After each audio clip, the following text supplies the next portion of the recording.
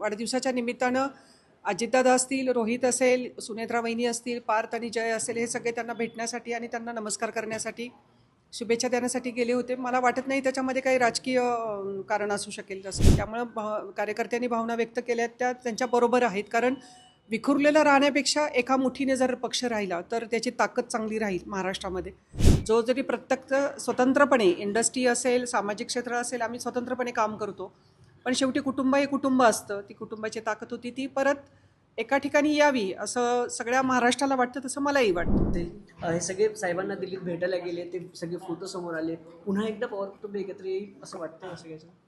एकतर काल आदरणीय पवारसाहेबांचा 84 संपूर्ण 85वा वाढदिवस काल दिल्लीमध्ये होता.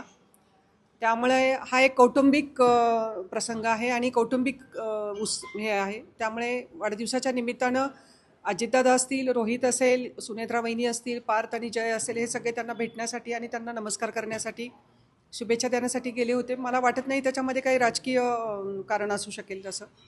काही कार्यकर्त्यांची भावना आहे की कार्यकर्ते म्हणतात आता दोघी पवारांनी एकत्र आलं पाहिजे, पक्षाने एक असलं पाहिजे, दोन राष्ट्रवादीपेक्षा एकच राष्ट्रवादी असली पाहिजे, अशी कार्यकर्त्यांची भावना या निमित्ताने पुन्हा एकदा समोर येते. शेवटी कार्यकर्ता महत्त्वाचा असतो राजकारण करताना, आणि त्याच्या भावना जाणून घेणं आणि त्याचं ऐकून घेणं ही सुद्धा राज्यकर्त्याची जबाबदारी असते. त्यामुळं कार्यकर्त्यांनी भावना व्यक्त केल्या त्या त्यांच्याबरोबर आहेत. कारण विखुरलेलं राहण्यापेक्षा एका मुठीने जर पक्ष राहिला तर त्याची ताकद चांगली राहील महाराष्ट्रामध्ये. त्यामुळं मी कार्यकर्त्यांच्या भावनांचा आदर करते की त्यांनी ह्या भावना दादा किंवा साहेबांच्या बरोबर त्यांनी समोर व्यक्त केलेल्या आहेत.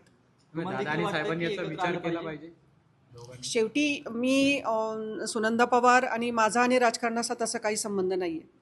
मी सामाजिक क्षेत्रामध्ये गेले 35 वर्ष काम करते आणि असा प्रचार सोडला तर मी राजकारणात कुठंच ॲक्टिव्ह नसते किंवा राजकीय व्यासपीठावरही मी कधी जात नाही. त्यामुळं राजकीय ह्याच्यामध्ये साहेब आणि दादांनी काय निर्णय घ्यायचा हा शेवटी पर्सनली त्या दोन पक्षाचा निर्णय आहे. त्यामुळे ते दोघं विचार करून निर्णय घेतील या बाबतीत मला कुठं काही शंका वाटत नाही. पण या विषयाची चर्चा मी साहेबांसोबत किंवा मी दादांसोबत किंवा मी रोहितसोबत आम्ही करत नाही. वैयक्तिक तुम्हाला काय वाटतं प्रचारात होतात मात्र वैयक्तिक तुम्हाला काय वाटतं हे दोन्ही एकत्र आले पाहिजे? नाही, केव्हाही हे फुटलेलं जे कुटुंब आहे, गेले कितीतरी पिढ्या आम्ही एकत्र नांदतोय. पवार कुटुंब आम्ही सगळ्या सुखदुःखामध्ये, सगळ्या अडचणींमध्ये आम्ही एकजीव होतो आणि अडचणीमध्ये होतो.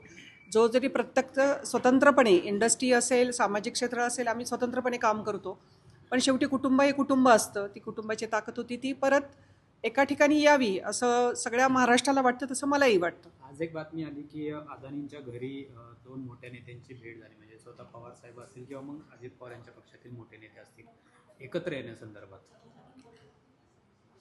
म्हणजे मला काही आयडिया नाही त्याची. म्हणजे अशा हालचाली झाल्या पाहिजेत, एकत्र आलं पाहिजे, सुरू झालं पाहिजे, असं काही ना काहीतरी कुठून तरी सुरू झालं पाहिजे असं. म्हणजे निकालानंतर एकदम सॉफ्ट भूमिका आहे ती अजित पवारांच्या विरोधामध्ये. आपल्या 60 वर्ष ज्या माणसांनी राजकारणात काढलेली आहेत, ज्याला तुम्ही चाणक्य म्हणता राजकारणातले, शेवटी त्यांच्या मनामध्ये काय चाललंय हे त्यांच्या पत्नीलाही कळत नाही. त्यामुळे आम्हाला काय कळणार, हा सगळ्यात मोठं गूढ आहे पवारसाहेब म्हणजे. त्यामुळे निर्णय जो घेतील ते साहेबच घेतील आणि दादा घेतील. त्यामुळे तिथं माझं काही हे नाही मत. रोहितदादांनी काम आत्ता खरं तर पहिलं प्रतोद वगैरे सगळे नवीन पक्षात नवीन मुलांना संधी दिली. रोहित आर पाटील असतील किंवा मग जानकर असतील, त्यांना संधी दिलेली आहे. कशा प्रकारे बघता सगळं याच्यात? नाही, खूप चांगला निर्णय घेतला. त्यात रोहितनी पुढं होऊन हे निर्णय घ्यायला लावले आणि रोहित पाटलांना त्यांनी एक चांगलं हे केले. नवीन मुलगा आहे, अगदी 24-25 वर्षाचं उमद नेतृत्व आहे. त्यामुळं त्यांना संधी मिळावी म्हणून रोहितनी ही नावं सुचवली साहेबांना आणि त्यांना जानकर साहेब असतील त्यांना पण ती संधी मिळालेली आहे. तर वेगवेगळ्या कम्युनिटीला पण तिथं संधी मिळाली काम करायची. त्यामुळे निर्णय घेताना सगळ्यांना बरोबर घेऊन जाण्याचा निर्णय जसे साहेब घेतात तसंच त्याच ह्याच्यात दादा रोहितनी पण ते नावं सुचवली आणि त्याला संधी पण मिळाली तिथे काम करण्याची. पण त्यांना पण संधी हवी होती अशा पद्धतीची एक चर्चा होती. नाही, तो निर्णय साहेबच घेतील. साहेबांनी ठरवायला पाहिजे की आता काय निर्णय घ्यायचं, संघटनेचं काम जे असेल ते कोणाला सांगायचं, काय करायचं ते.